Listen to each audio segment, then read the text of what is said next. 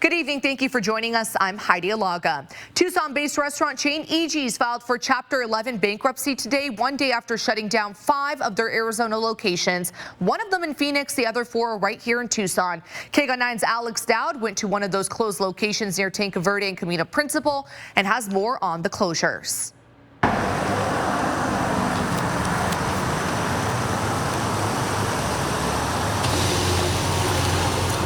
It's a little harder to take it easy today in Tucson, a town that now has 4 fewer Eegee's locations. And the customers who frequented those locations are leaving these newly empty storefronts feeling sad. They have good fries. Customers just like Judy Rao and her granddaughters, Lucy, Abby, and Sammy. We go to Tucson Country Club and we come out from golf and the kids are saying, oh, I just played, I won Eegee's as my reward. Oh. And now we're very disappointed. We were hoping it wasn't this Eegee's. This was one of the 5 locations the Tucson-based fast food chain closed on Thursday, just one day before filing for Chapter 11 bankruptcy.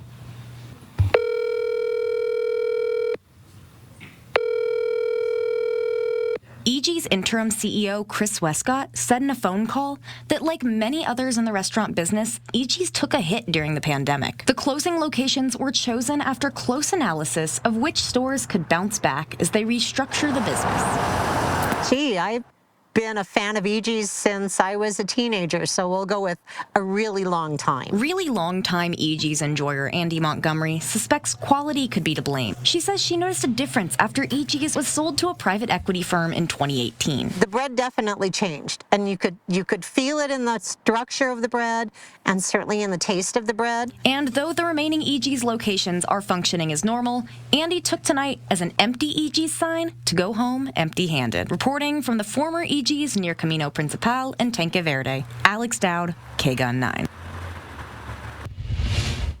The Pima County Attorney's Office has prosecuted nearly 800 domestic violence felonies this year, and while we're in the middle of the holiday season, experts say stressors from this time of year can intensify violence. Pima County Attorney Laura Conover says ever since the pandemic, domestic violence cases have remained alarmingly high. Pima County Victim Services are available even during the holidays. Director of Southern Arizona Center Against Sexual Assault explains the holidays can make people a bit more hesitant to reach out for help. Kind of weighted feeling that they want to just get through a holiday, with pleasantries and to make it a nice experience for those around them. So that might be something that contributes to folks not actually reaching out for support when they need it the most. Now, she says it's important to not confront potential abusers for safety reasons. Instead, create a non-judgmental space for someone experiencing abuse and remind them that you're there to support them. Well, it's getting harder and harder for the average Arizonan to make ends meet here. Scripps News data analyst Garrett Archer goes inside the numbers as new data shows Arizonans are more likely to face financial hardships than 80% of the U.S. I'm ABC 15 data analyst Garrett Archer, and I'm taking you inside the numbers on how Arizonans rank for financial distress compared to other states. So according to a study by WalletHub, Arizona ranks 10th among the states for the number of people in financial distress. They came to this ranking through a number of factors, some given more weight than others, and higher numbers are better in this case. In this ranking, Arizona ranks 3rd in distress credit scores and 11th for people looking for new debt. We rank closer to the middle for the number of people with distressed accounts and the actual number of distressed accounts. So when it comes to the states with the highest and lowest financial distress scores, there is a north-south divide. Of the top 10 states with the most financial distress, Texas being number 1, they are located in the Sun Belt region of the country. And on the opposite end, Alaskans are the least financially distressed, and the remaining states are, the remaining states at the bottom are all northern states as well as Hawaii. So WalletHub also compared the states through a political lens and found that states that voted for Republican Donald Trump in 2024 tended to have a lower score, meaning that more people are estimated to be in financial distress, which makes sense in an election where economic concerns were at the top of mind. But going back to Arizona, we looked at some financial indicators mentioned in the WalletHub study and how they changed since last year. So far, our average credit score of 698 is a point lower than last year. There are about 1,700 more bankruptcy filings this year so far, and the share of accounts that are 90 days late has ticked up by almost a point. An important note, though, that 2.2%, it's still very low. During the Great Recession, the number of 90-day late accounts soared to over 15% here. With a look inside the numbers, I'm Garrett Archer, ABC 15, Arizona. Now in a 9 News update, the government has ordered testing on the nation's milk supply for bird flu. Raw and unpasteurized milk must be tested starting December 16th. Testing will begin in 6 states across the country to track, contain, and ultimately eliminate the virus. While health officials have reported the first case of bird flu in Arizona and humans, the risk of people getting bird flu still remains low. The state of education, after problems with last year's FAFSA rollout, some Arizona schools have now been picked to help test this year's application process. Scripps News education reporter Eleni Dow breaks down how this year's process is going. I'm ABC 15 education reporter Eleni Dow. Last year, we reported on some of the issues the new FAFSA application had. This year, we're following up to see how that's going. It's an online application that could take about 30 minutes, give or take, and help students pay for college. I come from a household with a single mom, so we're really low income, and having that money to rely on to go to college is really helpful. We've seen prices increase. We've seen how expensive it is. Central High senior Vianney was one of nearly 100 students at the school who tested this year's free application for federal student aid, better known as FAFSA. I heard there were so many glitches. The application was complicated, which made it harder for the students and the parents to fill it out. ABC 15 reported on the problems with the new FAFSA application last year. It was revamped and was supposed to be easier, but it wasn't. We had a lot of students and families, counselors that got frustrated, and just a lot of the students being like, no, I'm not going to do it. And that was disheartening, right? Because we're like, no, you need this. In the second year of the new application, Arizona, among other states, were chosen to do beta testing. While there are still a few technical glitches, I'm told they're easily worked through. And we are happy to report that, it was a smooth process and definitely an improvement from last year. In past years, Arizona ranked toward the bottom for FAFSA completion. We're finding that close to about $100 million are left on the table from our high school seniors not completing the FAFSA application each year. With the application just launching, it's still too early for those numbers. However, the Arizona Board of Regents says the state currently lands second in the nation for highest number of ID signups, which this is the first year the U.S. Department of Education is tracking that. Now, with some students having experience under their belt, they hope to help move the needle in applying for federal aid. And just the ability to be able to do it ahead of time made me excited because it means we can help our friends that go to different schools and our friends that go here with the FAFSAs. The deadline to complete FAFSA varies by colleges, but there is help if you need it at collegereadyaz.com. I'm Eleni Dow, ABC 15, Arizona. All right, let's check in with Tina Giuliano. She's in for Kyler on this Friday night, and it shaped up to be a pretty nice day, although it was pretty windy out there. Yeah, Heidi, it really was. My hair was flying all over the place, which, I'll take some wind, if it cools us, it feels a little bit cooler. You can see that our time lapse here is just showing us how beautiful the clouds really laid across Tucson. And then, of course, as we head into these early morning hours there, you can see that it's just a vibrant city. It looks so beautiful. And then, our lows are really resting in those low 50s, and then you can see some areas in those 40s as well, especially when we head up to Mount Lemmon, just a lot cooler. Our low temperatures since midnight really resting in those 40s for Cochise County, some areas in the 30s, and we'll talk about coming up in the full forecast how we might see some really cold temperatures settling in next week.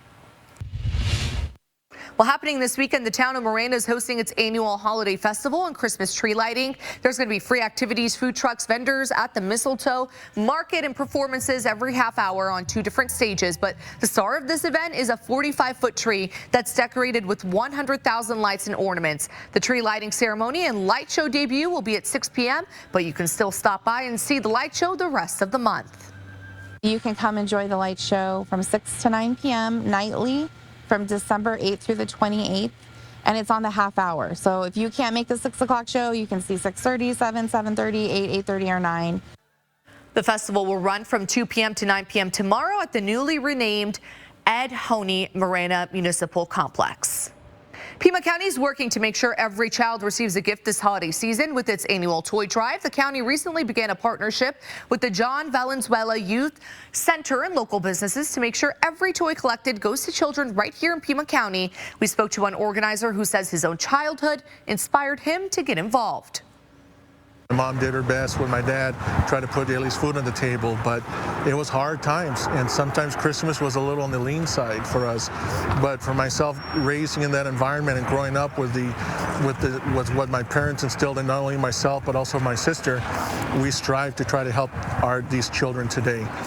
Now, if you want to help, you can drop off toys at several locations across Pima County, including public libraries, Larry H. Miller dealerships, and all Advanced Auto Parts locations. The toy drive wraps up on Sunday morning with a car show on South 6th Avenue and 23rd Street. If you want to attend, all you have to do is bring an unwrapped new toy. Get in the giving spirit with us and join KGUN 9 Spirit of Giving, our annual holiday drive. Be part of this mission by donating new toys, clothing, and non-perishable food items. Now through December 18th, you can drop off your donations at any of our participating partner locations. We've got a list of those on KGUN9.com.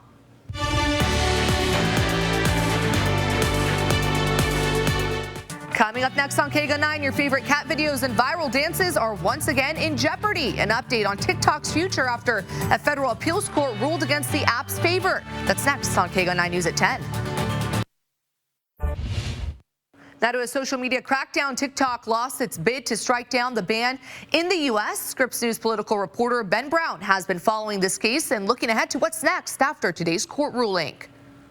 This is my livelihood, my life, everything relies on this right now. Jason Hyder owns Hyder Handcrafted, a small business that sells bucket list travel maps and relies heavily on TikTok for sales. I mean, 75% of our business now probably is TikTok shop. While Joy, a startup business created in 2019, uses TikTok to empower travelers to discover unique local experiences. If I had not discovered TikTok, my business would probably have ended back in 2020. Because of TikTok, I was able to reach millions of people without any dollars being spent. It was just my hard work and creativity putting together videos. And for content creators, the social media platform has offered a path to financial freedom. Officially, Tracy Time showcases different products on her TikTok. I was able to earn enough in 2 months' time to pay off an exorbitant amount of credit card debt. I mean, I can't even tell you what it has done for my family. Now, they all share the same concern: what to do if TikTok is blocked in the U.S. I just don't think it's fully understood how important it is for so many people. Well, I'd have to have a hard conversation with my employees because unfortunately a lot of our money right now comes through sponsorships that are from TikTok. House lawmakers are slated to vote Wednesday on a bill that would force ByteDance to sell its U.S. operations to a company that is not a foreign adversary or face a ban in U.S. app stores. TikTok has been reaching out to users to push back on the legislation. I was emailing with TikTok about it because TikTok is like asking me to advocate for it. Really? So, yeah, people are freaking pissed. It's unclear how the bill would fare in the Senate, but President Biden has said he'd sign the bill if it reaches his desk. What is clear, millions of people will be tuned in to see what Congress does. I'm in here in my shop right now. We will have it up on, I'm going to stream it on the TV. We're going to be like just hanging, watching this, waiting and seeing what happens. For the ABC 15 political team, I'm Ben Brown.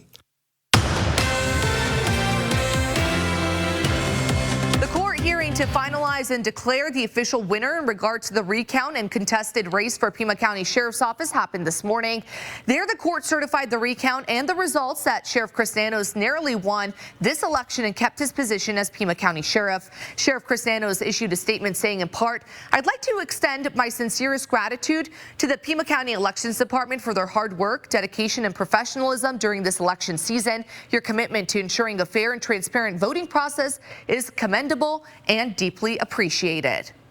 In the week since the election, Democrats are reconsidering how they want to move forward, and in some cases that might mean making some big changes. Scripps News political reporter Rachel Louise Just spoke with Arizona's young Democratic leaders to hear what they think needs to happen next. Democrats are figuring out next steps when it comes to getting back on top at the ballot box, but they'll need to address some of the challenges within their own party first. I do think that Democrats need to have those discussions with one another, both moderates and progressive Democrats, young and old, about what are our priorities going forward, what policies do we really want to champion and move forward on. That's a sentiment echoed by the Young Democrats of Arizona, a group that sent out this statement from its president Armani D. Jackson this week on social media, saying they felt the Democratic Party has shifted further to the center, quote, to the point where some of our positions are starting to resemble those of Republicans. This shift is not only confusing, but it also is beginning to have real consequences, the statement says in part. Jackson was unavailable for an interview, but other young Democrats tell ABC 15 they feel the same way. I do think that the Democratic Party does need a bit of a reimagining of what we, believe in going forward. Democrats I talked to say there may be some age divides in how progressives feel they need to move forward after this election loss and what they need to consider about their voters. The majority of young people see themselves as independents. But the president of the nation's largest youth vote organization says, unlike some other generations, younger progressives don't necessarily tie themselves to a party. They've been voting more progressive. They also don't necessarily see themselves in the Democratic Party. For ABC 15's political team, I'm Rachel Louise Just. All right, let's check back in with Tina and for Kyler tonight. And Tina, it was just a windy Friday to kick things off this weekend. Yeah, it definitely was super windy. You can see some areas of our wonderful southern Arizona. We're in the 20s and 30-mile-per-hour wind gusts since midnight. And we'll talk about how that's also going to impact our weekend, if we're going to see more activity and some cooler temperatures coming up. And now, KGUN 9 First Warning Weather. Hey there, it's been a beautiful week. We saw a lot of different breezy, and then we saw some cooler conditions, and today we even saw some light showers. So it's been a wild day. Let's see what it looked like out there. This is a view from Mount Bigelow. You can see the sun shining through there, and then this is our time lapse throughout today. It just is a beautiful time to see the clouds and enjoy this cool weather, but it's definitely not as cold as it's normally been throughout this time of year. The record actually, we'll see that in a second. The record actually shows that we're a few degrees above average. We had some wind gusts today as well. We have 36 in Tucson, but this was this afternoon, and then we saw some wind gusts really continue into those 20s and 30s in Vail and Tucson, Douglas, Sierra Vista as well, seeing some pretty breezy conditions. And then you can see, like I said, that record is a little bit, higher than our temperature today, rather, is a little bit higher than the average. And of course, that record is still 10 degrees higher than us. So definitely in the middle there, we're seeing that low pressure is settling in, which means that our temperatures are going to cool down a little bit as we hit the middle of next week. Let's take a look at our clouds and precipitation here, because that's what we saw throughout today, is actually seeing some high elevation snow chances and some light showers there. But as we get into Sunday, you can see this is Sunday, December 8th. That's when some clouds will set in, but drier conditions will also set in as well. And that'll continue into the start of our next work week. So that's what we're seeing in terms of any precipitation and how that's going to go the next couple days. In terms of temperatures, let's go back to our temperatures. We're seeing 45 degrees as our low. We're going to hit that by 5 a.m. And as you can see, 45 degrees is our low. Across the Cochise County, you're seeing 33 in Benson, Wilcox, 39 in Sierra Vista. It's getting into those freezing cold temperatures there. Up in Phoenix at 52 degrees. We'll zoom in and check out Mount Lemmon at 35, and then 40s really across the board everywhere else in the metro area. You can see Green Valley at 39 as well. Our highs are going to get into those 70s, those low 70s. Some areas like Rita Ranch in those high 60s. You can see Mount Lemmon is also at 40. So that's the place to be. You can zoom out here. You can see Cochise County resting in those 60s. We'll keep going with those 70s and 60s into the middle of next week. That's when it's going to get cooler with overnight lows. We might possibly see Tucson's first freeze as well. Mike, Mountain High School football playing for Class 4A state title. Could the Thunderbolts bring back a trophy to Vail? We've got a report from Mountain America Stadium. That's in Tempe next on KGUN 9 News. KGUN 9 Sports is sponsored by Desert Diamond Casino.